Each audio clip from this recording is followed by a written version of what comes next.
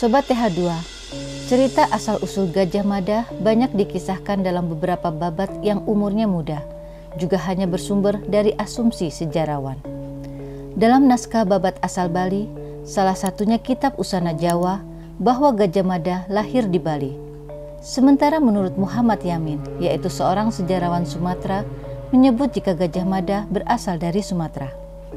Seiring berjalannya waktu, di mana telah ditemukan prasasti Gajah Mada, maka asal-usul Gajah Mada yang mendekati kebenaran mulai terkuak. Prasasti Gajah Mada atau disebut juga Prasasti Singasari dibuat sendiri oleh Gajah Mada. Di dalamnya memuat tahun 1214 Saka atau 1351 Masehi, ketika Gajah Mada menjabat sebagai Mahapati Amangkubumi Majapahit.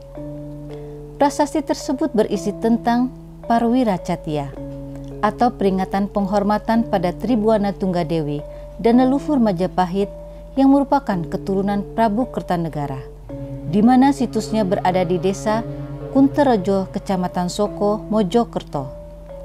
Di situ merupakan tempat perabuan Tribuana Tunggadewi yang dibangun oleh Hayam Wuruk putranya.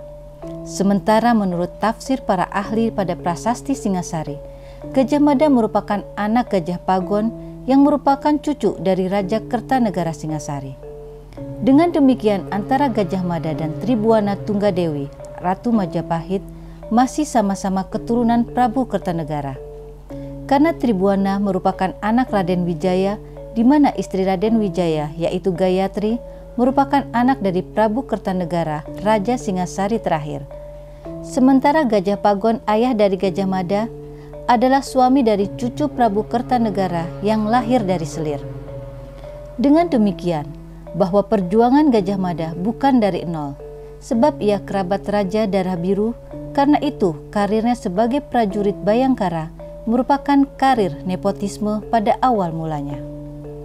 Jika merujuk pada peristiwa pelarian Jaya Negara yang diselamatkan Gajah Mada, diketahui waktu itu Gajah Mada baru berumur 20 tahun. Ini artinya pada kira-kira umur 15 hingga 16 tahun, Gajah Mada mulai terjun sebagai prajurit Bayangkara. Jabatan yang diembannya kala itu sebagai bekel atau kepala regu prajurit, membawahi puluhan prajurit jaga lainnya. Gajah Mada sangat berprestasi sebagai Bayangkara Majapahit, dikenal loyal, berani, dan pintar dalam menyelesaikan masalah-masalah keamanan kerajaan. Sehingga sampailah ketika Prabu Hayam Wuruk bertahta sebagai Raja Majapahit, terpilihlah Gajah Mada sebagai Mahapati kerajaan yang diandalkan.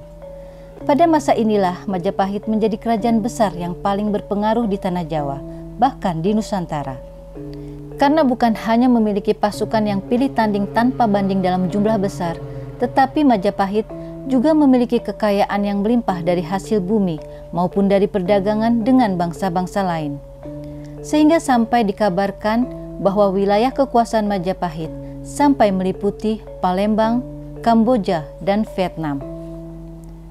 Tata pemerintahan Majapahit sudah hampir menyerupai negara modern, di mana sang raja yang biasanya memiliki kekuasaan absolut, tapi dalam penerapan hukum kepada masyarakatnya sudah didampingi oleh adiaksa, yaitu semacam jawatan kejaksaan yang juga merangkap menjadi sebuah pengadilan.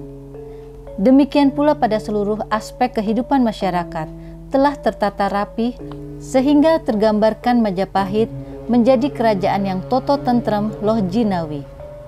Karena kondisi Majapahit yang sedemikian itu telah membuat sang Pati Gajah Mada bertekad mempersatukan Nusantara dengan sumpahnya yang terkenal yang disebut Sumpah Amukti Palapa. Pada masa inilah Gajah Mada membuat simbol cakra Majapahit sebagai lambang kerajaan dan sang saka dwi warna merah putih sebagai bendera kerajaan Majapahit, dan ia sungguh-sungguh ingin mempersatukan Nusantara. Sampailah pada tahun 1279 Saka atau 1357 Masehi, terjadi konflik antara Majapahit dengan kerajaan Galuh yang berkuasa di Pasundan dan dipimpin oleh Prabu Lingga Buwana Wisesa.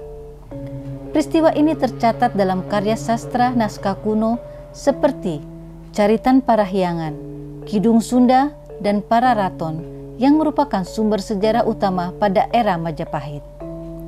Konflik dimulai dengan lamaran politik Prabu Hayam Wuruk sebagai Raja Majapahit kepada putri Sunda yang bernama Dyah Pitaloka Citra Resmi, putri dari Prabu Linggabuana Wisesa, Raja Kerajaan Galuh di Pasundan.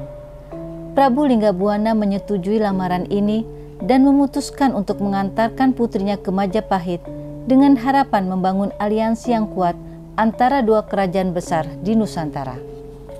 Namun sesampainya di Majapahit, Gajah Mada sebagai Mahapati melihat pernikahan ini merupakan kesempatan untuk menundukkan kerajaan Sunda. Ia menuntut agar sang putri diserahkan sebagai tanda penyerahan dari Sunda kepada Majapahit, bukan sebagai permaisuri Raja Hayam Wuruk. Merasa terhina oleh tuntutan Gajah Mada, Raja Sunda memutuskan untuk membatalkan pernikahan dan kembali ke negerinya. Namun pasukan Majapahit mengepung mereka di alun-alun Bubat sehingga pertempuran tidak dapat dihindari. Pasukan Sunda yang terdiri dari bangsawan dan keluarga kerajaan berusaha mempertahankan kehormatan mereka meskipun kalah jumlah dan kekuatan. Raja Sunda dan hampir seluruh rombongan Sunda tewas dalam pertempuran itu. Dyah Pitaloka, putri Sunda, memilih bunuh diri bersama para wanita kerajaan lainnya sebagai bentuk mempertahankan kehormatan mereka. Sobat TH2, dengan fakta sejarah tentang adanya Perang Bubat telah memberikan gambaran. Apakah itu berarti bahwa Gajah Mada berhasil mempersatukan Nusantara? Anda boleh menuliskan pendapat Anda pada kolom komentar. Sampai jumpa pada persembahan berikut nanti, dan salam hati-hati.